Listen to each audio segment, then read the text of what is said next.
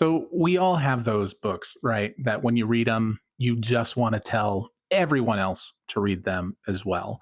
And sometimes those change, month to month or maybe year to year. This year, there have been 5 books that I haven't stopped thinking about. I have continued to tell people over and over and over again, oh, you need to read this book. You should read this book. You're going to like this book. So I'm going to tell you, hey, if you haven't already, you should read these books. There's only 5 of them. I'm going to tell you what they are right now. Book number 1 is fairly new, came out in March of this year. It's called The Raven Scholar. If you've read it, you already know that this book is fantastic. There's competition, there's murder, there's intrigue, there's political intrigue, there's backstabbing, there's an interesting magic system, there's different animal representation. The main protagonist, she's kind of annoying and not always likable, but then sometimes unlikable. All of the side characters all have interesting story arcs and narratives that make the story feel much more fleshed out and really satisfying when you get to the end. One of my favorite parts of this book is the humor. I have nothing against grimdark. I actually like grimdark novels, and sometimes the humor in grimdark novels is just so cynical and biting that I'm always like, I mean, I'm laughing. But this book, there is some of that, but there's a lot more just other humor in this book that I was not expecting, and a lot of it comes from, well, what I would call a narcissistic raven who speaks. So if that's your jam, this is the book for you. And really, this raven has more personality than a lot of real people. It's good. It is a very satisfying book 1. It is a book 1, which is a little bit of a bummer because I have no idea when book 2 is coming out. But this is the type of book that if you are a fantasy fan in particular, I have a hard time imagining you're not going to like this book. The pacing and the plotting is really solid all the way through. It's just a generally like solid good time where you're like, I want more people to read this, and it doesn't seem like a lot of people have. So get in early and be one of those that are like, oh, I read that long before it got super popular, because it is one of those books that I can't imagine is not going to reach a really high level of popularity. So give it a shot. The Raven Scholar. I think that you will enjoy it. The second book, which is very different than the first, is called And Every Morning the Way Home Gets Longer and Longer. This book is by Fredrik Backman, who his most recent book, My Friends, came out this year. This little novel, I think it's just under 100 pages. It nearly broke me. This isn't like a fun, happy book, but it's not without like hope or like any kind of joy either. It really follows the story of this grandfather who is slowly losing his memory, and the story really unfolds partly in his mind as it takes him longer and longer to kind of find his way out of being lost. His grandson is in the story in this beautiful and yet kind of bittersweet, heartbreaking relationship, as well as his own son. And here's the thing: this book, I haven't stopped thinking about this book since I read it, and part of it is I'm firmly in the get off my lawn stage of life, so like I get it. I'm thinking of my own mortality on a fairly regular basis, but I think all of us know someone or have experienced ourselves people that we love and hold dearly to us who, as they progressed in age, their mind began to degrade a little bit, and sometimes a lot, and it's heartbreaking and it's hard. And I think what Fredrik Backman does in this very slim novella is he doesn't shy away from the discomfort of that. He doesn't ignore it, but he also manages to bring so much warmth and care and compassion, and really, I think, wisdom that comes just, I think, with age and experience. And so it allows you as a reader to take a step back and not only take stock of your own mortality, but I think it encourages you to appreciate the life that you have, no matter how challenging it is, and appreciate the people that are around you while you have them, which I think is always a wonderful, beautiful thing. This is a book that will stay with you. even though it's short, it's not one that you're like, I'm looking for a good plain read or something.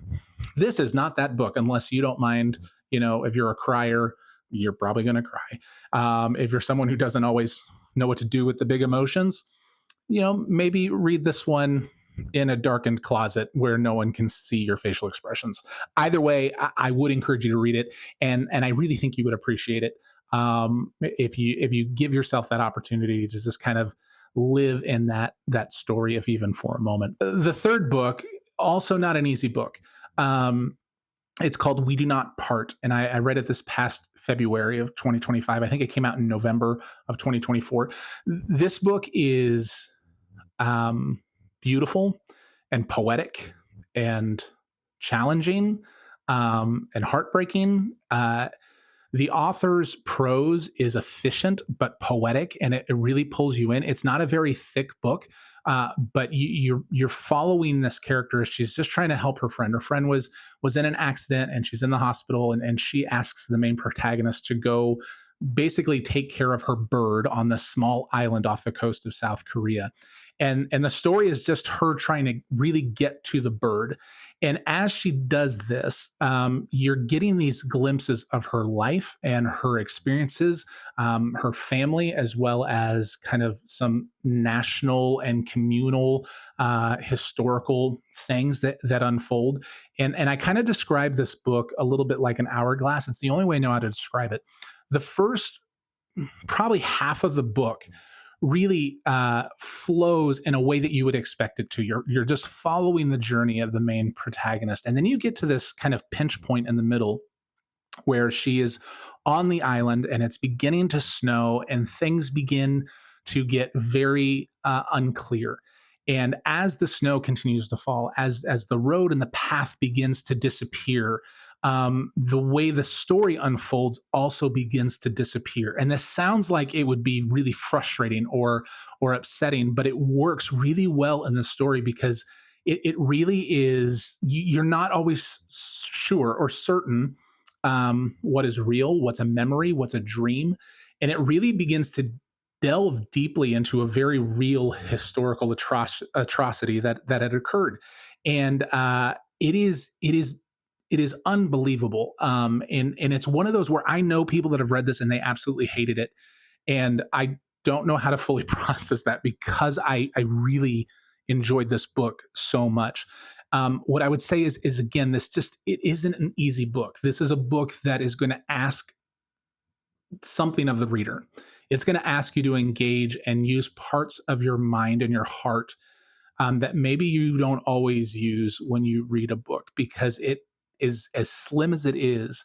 There is so much complexity as it starts to really hint at the subtle reality of the ripples of trauma through generations, and how when there are atrocities, whether they are communal or national or individual, those marks and the reality of those occurrences can be seen generations down the road. And it makes you, I think, invites you. I don't want to say makes you, but it really invites you to really contemplate things, I think, in a different way.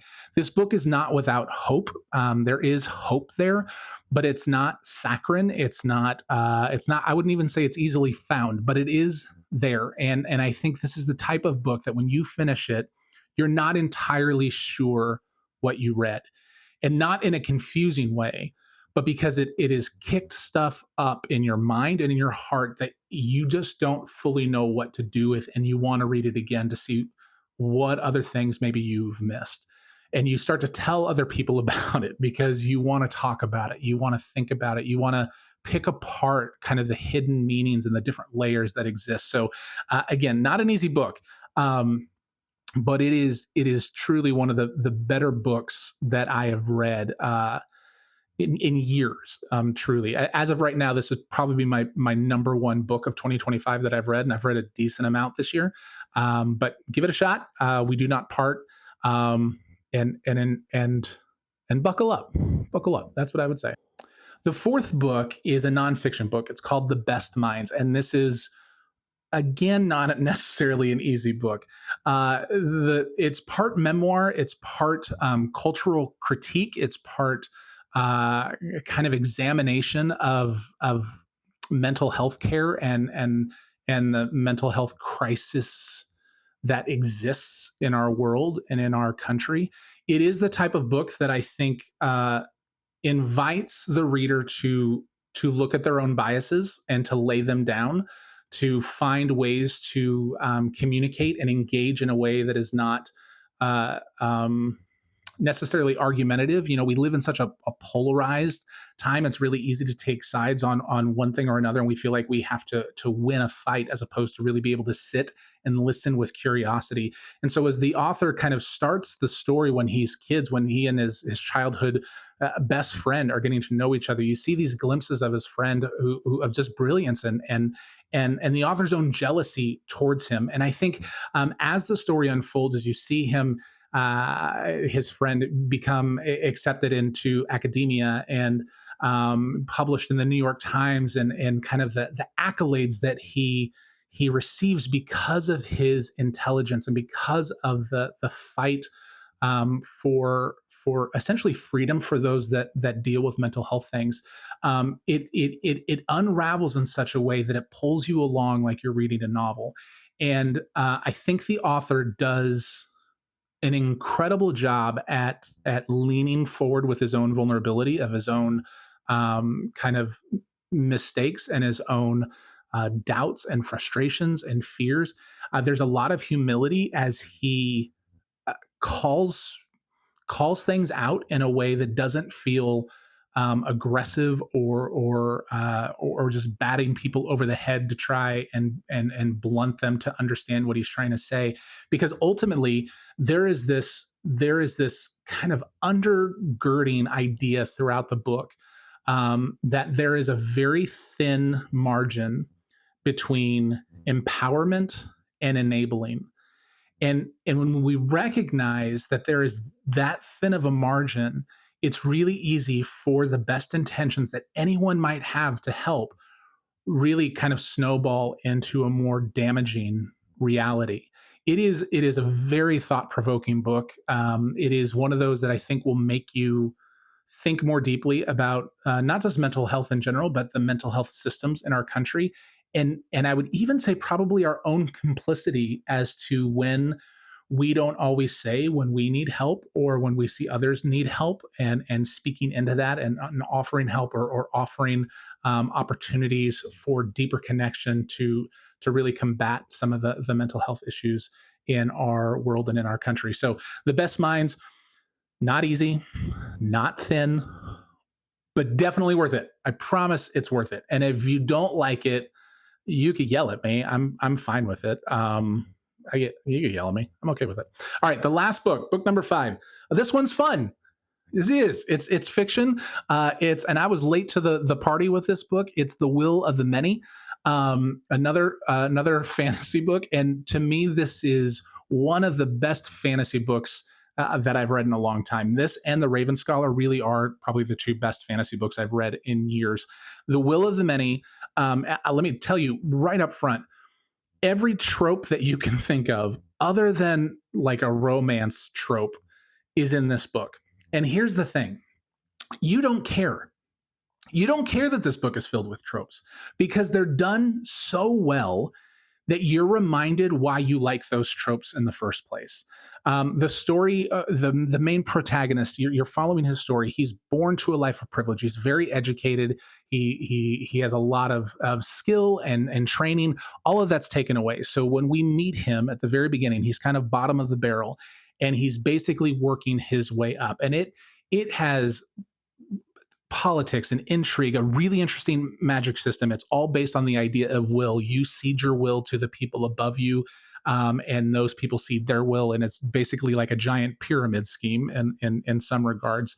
There's so many interesting things. The pacing, I think, is near perfect, and I don't say that lightly because pacing is usually my biggest issues with books. But the pacing is near perfect.